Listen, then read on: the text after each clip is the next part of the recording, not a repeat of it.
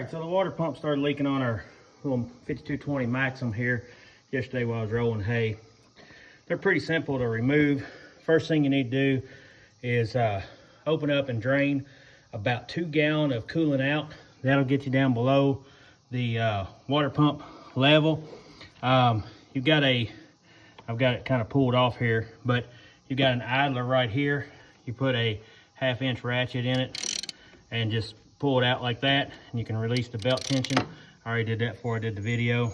The belt's off the bottom pulley there now. And then that releases the belt tension, and then you can get right in there and get your water pump. As you can see, that one's out pretty good. So we're gonna finish draining this coolant out. There's 2 bolts that we'll use to take it out. And then when we put it back in, I usually put a little grease on the O-ring on there and just bolt it back up. But we'll get to that here in just a second. All right, so let's take a 13mm socket. Let this run for just a little bit longer. We almost got 2 gallons out. I like to do that. That way I don't have to drain the whole system. I don't make a mess. And pretty much I can put those 2 gallons right back in.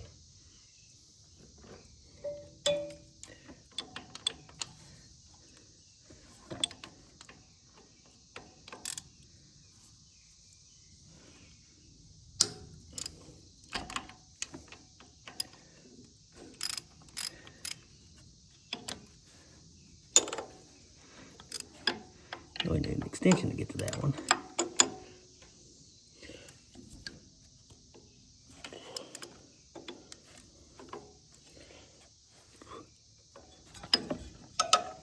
We have to get it from the other side, just because I don't have an extension out here in the shed with me.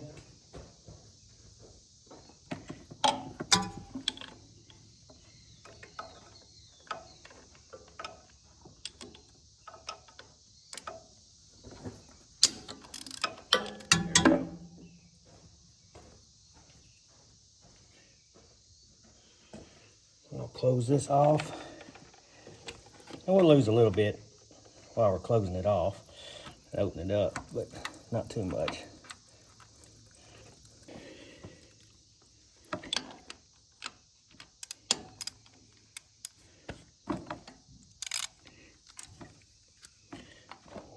Out.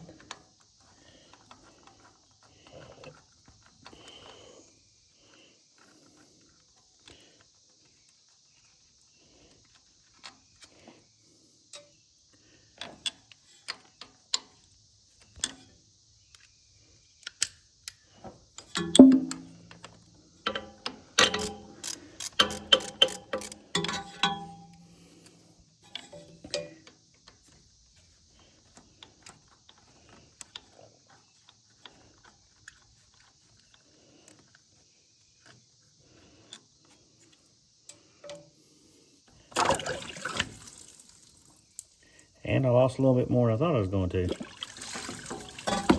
little bit out of the block there, but not much. All right.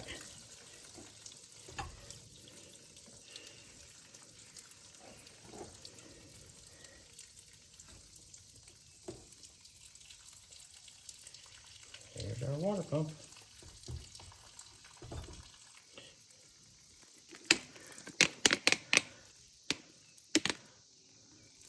So there's the pump. All right, we got our new water pump. Getting ready to install it back on this 5220. As you can see, that pump's identical.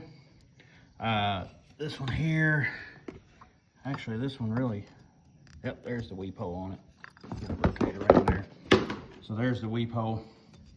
And that weep hole gives you an indication that the bearing's going out. So that thing starts leaking, that seal in there will start letting coolant pass once that bearing goes out, and it starts to wobble up and down a little bit, and that gives you the indication, which is what I had on this one the other day.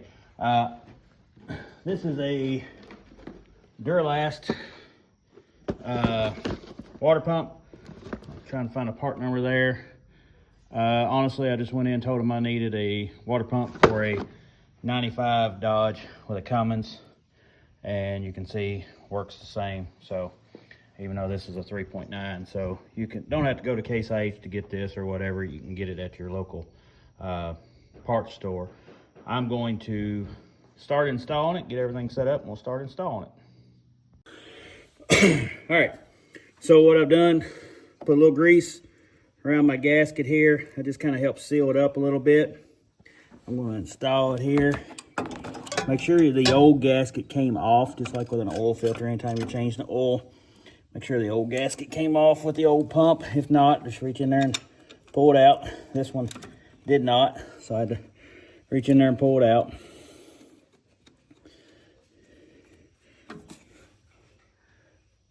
But again, these water pumps, they're pretty much standard across the board for most of these Cummins.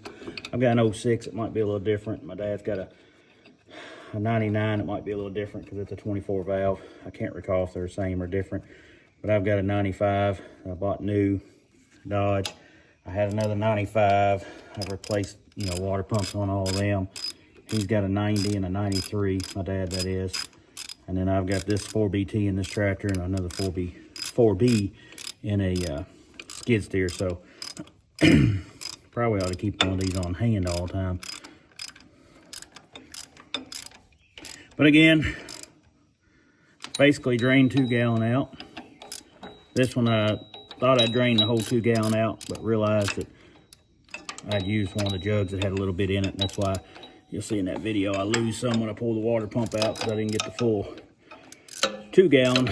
That's my fault, not paying attention. But anyhow,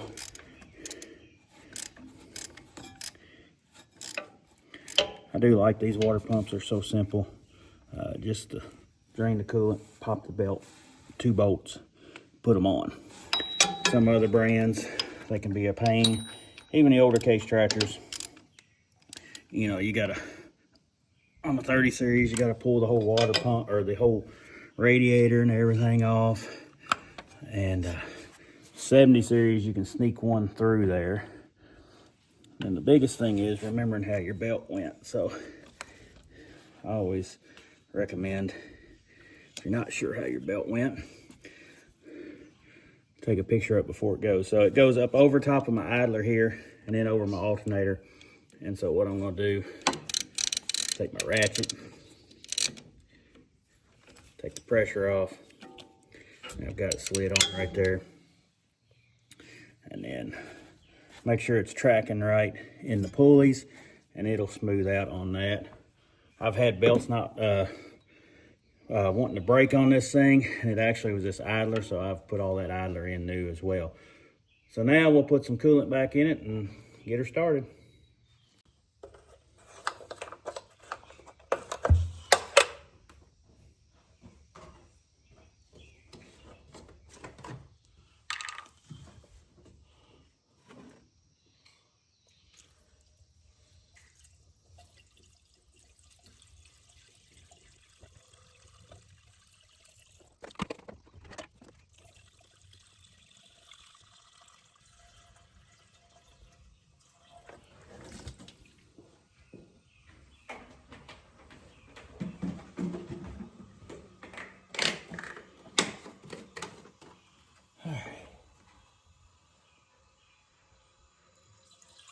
This one's just got a little water in it.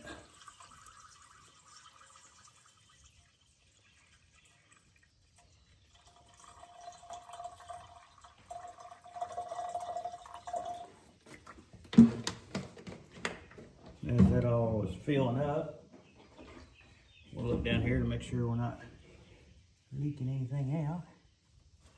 I don't see anything leaking. Everything pretty well dried off from the other day.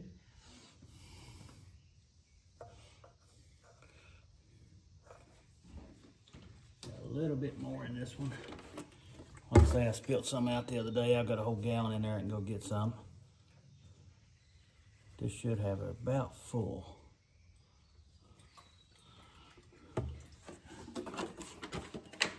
All right. Yep. We can fill it right there.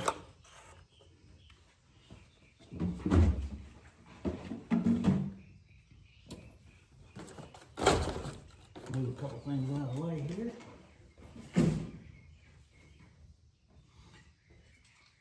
I'll hit the key, fire it up.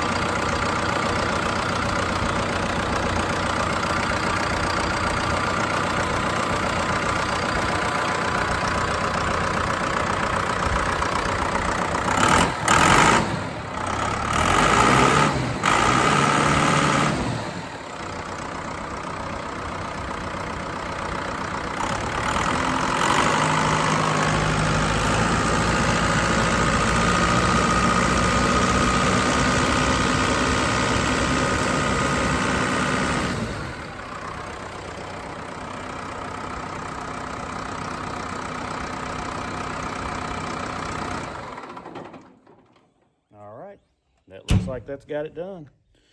Now we're ready to get back to rolling as soon as the weather breaks. Had another 1.5 inches of rain today. So sometime we'll get back to cutting and rolling. Have a good one.